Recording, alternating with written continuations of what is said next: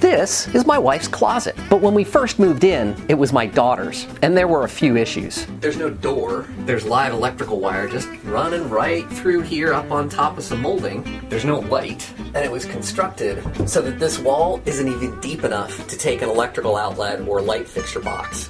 For the first few months, my daughter wouldn't even sleep in this room because the closet didn't have a door. And she wouldn't go in it during the day because it was dark.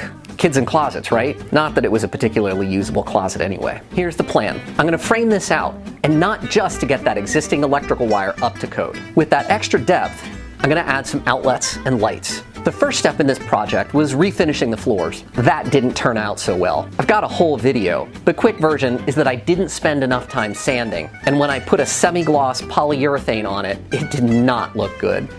I ended up recoating it with a matte product, which did a better job of hiding the mess. Rather than rip out the wall and frame up a space for a pre-hung door, I decided to get a slab door that I could cut to size. I regret this decision. I hate doors. Damn. Doors.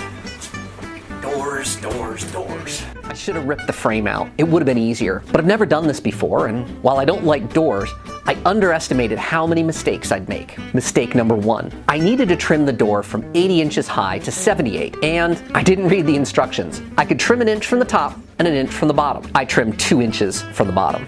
Guess I should have taken an inch off of both ends. Mistake number 2. I used a mortise routing kit from Ryobi to get the hinges right. After staring timidly at the directions for a bit, it was surprisingly easy. The hinge fit perfectly. Maybe doors aren't so bad? Then I screwed the hinges into the frame and attempted to attach the door. Oh, they don't line up.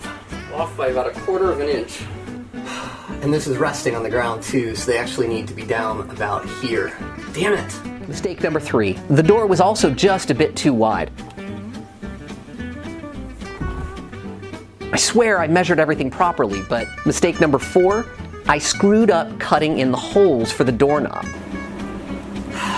So these don't entirely line up. This one's a little bit higher than this one. I thought I'd have them in the center.